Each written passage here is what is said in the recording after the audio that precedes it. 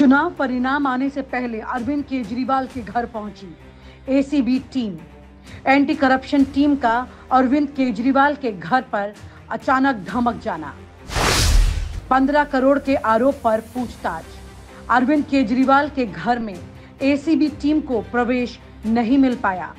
Agency ने 15 करोड़ के आरोप से संबंधित 5 महत्वपूर्ण सवाल पूछे।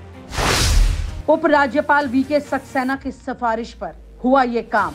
अरविंद केजरीवाल पर लगाए गए आरोपों के चलते उपराज्यपाल वीके सक्सेना ने एसीबी से सिफारिश की कि वो इस मामले की जांच करे।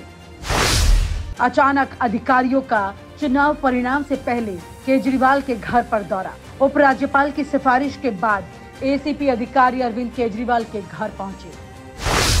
आप नेताओं ने किया विरोध।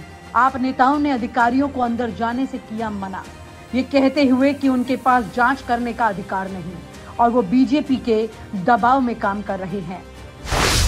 एसीबी का पत्र, एंटी करप्शन ब्यूरो का पत्र। बाद में एसीबी ने अरविंद केजरीवाल को पत्र लिखकर उनके दावे की जांच के बारे में सूचित किया। चुनाव परिणाम आने के बाद अरविंद केजरीवाल की मुसीबतें किसी भी हाल में बढ़ने वाली हैं, ये ट्रेलर साफ बता रहा है। दिल्ली चुनाव का दिन आया और जैसे ही पोलिंग शुरू हुई, दिल्ली के जंगपुरी और सालेमपुरा इलाके में एक अजीब सा माहौल बन गया। ये इलाके अब राजनीति के सबसे गर्म केंद्र बन गए थे, जहां सड़कों पर हजारों लोग उतर आए थे और हर कोई किसी न किसी पार्टी के समर्थन में नारे लगा रहा था। लेकिन इस बार जो कुछ भी हुआ वो सामान्य चुनावों से कई ज्यादा था। माहौल में तनाव था, आरोप प्रत्यारोप हो रहे थे और दोनों तरफ से सियासी हंगामा मचा हुआ था। जंगपुरी और सालेमपुरा में स्थिति नियंत्रण से बाहर होती दिखाई दे रही थी। हजारों लोग सड़कों पर थे, लेकिन ये भी सच था कि किसी भी एक पार्टी के समर्थक दूसरे पार्टी के खिलाफ हरकतें कर रहे थे। आम आदमी पार्टी के कार्यकर्ता बीजेपी पर चुनावी धांधली की और गड़बड़ी के आरोप लगा रहे थे। उनका कहना था बीजेपी के लोग बूथ पर जाकर उनकी प्रक्रिया को प्रभावित कर रहे हैं। सीनियर नेता खुद बूथ से बूथ तक दौड़ रहे थे और उनकी कोशिश थी कि किसी भी कीमत पर बीजेपी के मंसूबे को नाकाम किया जाए। आम आदमी पार्टी ने चुनाव आयोग और पुलिस को भी निशाने पर लिया। उनका आरोप था कि पुलिस ने बीजेपी के पक्ष में काम किया और बूथों पर गड़बड़ी करने वाले को बचाया। सोशल मीडिया पर एक के बाद एक वीडियो वायरल हो रहे थे, जिसमें बीजेपी कार्यकर्ताओं की गड़बड़ी करते हुए दिखाया जा रहा था। इन वीडियो को देखने के बाद ये स्पष्ट हो गया कि चुनावी माहौल कुछ खास नहीं था। दोनों तरफ से आरोप प्रत्यारोप का दौर चल रहा था। आम आदमी पार्टी के कार्यकर्ता लगातार दावा कर रहे थे कि बीजेपी जानबूझकर गड़बड़ी कर रही है ताकि चुनाव परिणाम को अपने पक्ष में कर सके। दूसरी ओर बीजेपी के समर्थक आरोप लगा रहे थे कि आम आदमी पार्टी चुनावी घेराबंदी और हिंसा को हवा दे रही है। अब बात करते हैं अरविंद केजरीवाल की। जब से आम आदमी पार्टी के नेता ने ये दावा किया था कि उनकी पार्टी इस चुनाव में 55 सीटें हासिल करेगी, ये बयान ही बहुत कुछ बयान कर गया था। अरविंद केजरीवाल जो पहले दिल्ली में 62 सीटों के साथ चुनाव जीत चुके थे, अब 55 सीटों की बात कर रहे थे। इस बयान में एक तरफ से हार स्वीकारना जैसे संकेत था, लेकिन साथ ही ये भी एक रणनीति हो सकती थी ताकि पार्टी का मनोबल बना रहे और किसी भी परिणाम को वे खुद स्वीकार करने के लिए तैयार रहें। इस बार आम आदमी पार्टी और बीजेपी के बीच मुकाबला और भी कड़ा हो चुका था।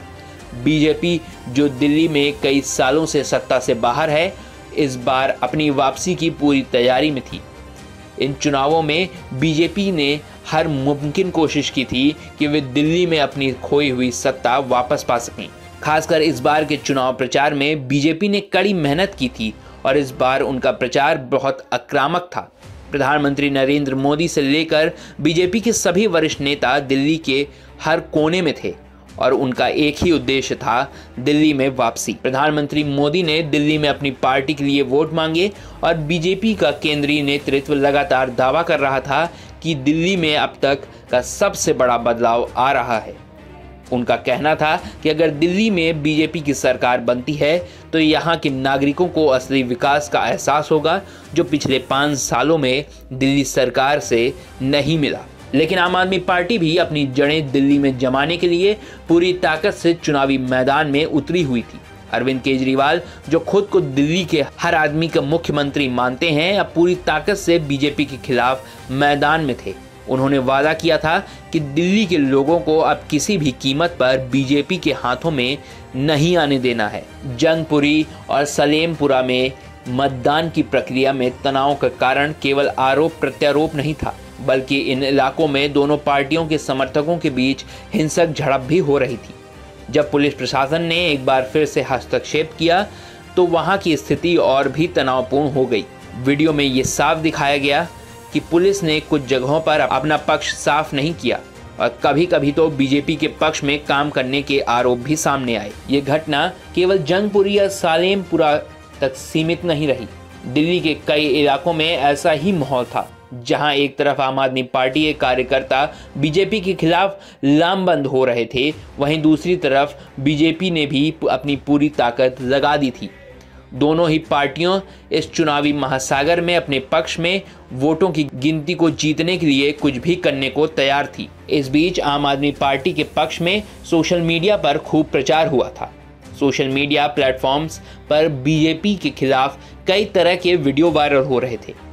इन वीडियो में दिखाया जा रहा था कि किस तरह बीजेपी के लोग बूथों पर दबाव बना रहे थे और चुनाव प्रक्रिया को प्रभावित करने की कोशिश कर रहे थे। दूसरी तरफ बीजेपी ने आरोप लगाया कि आम आदमी पार्टी ने अपने कार्यकर्ताओं को हिंसा और अराजकता की ओर ढकेल दिया। तो सवाल ये है कि चुनाव में आखिरकार जीत किसकी होगी?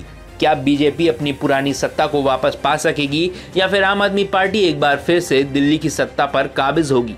62 सीटों से घटकर 55 की भविष्यवाणी ने बहुत कुछ दिखा दिया है। आम आदमी पार्टी किसी भी परिणाम को स्वीकार करने के लिए तैयार है, लेकिन बीजेपी की तैयारी किसी भी हालत में हार मानने की नहीं है। दोस्तों, इस वीडियो में हमने जो भी घटनाएं देखी वो सिर्फ दिल्ली के चुनावी हालात को ही नहीं बल्कि पूरी भारतीय राजनीति में उन गहरी चालों को भी उजागर करती है। तो आपके हिसाब से इन चुनाव में कौन जीतने वाला है? क्या बीजेपी अपनी वापसी कर पाएगी या फिर आम आदमी पार्टी अपना गढ़ बनाए रखेगी? हमें कमेंट्स में बताएं और हमारे साथ बने रहें और देखते रहें न्यूज़ नशा, आदत हर खबर की।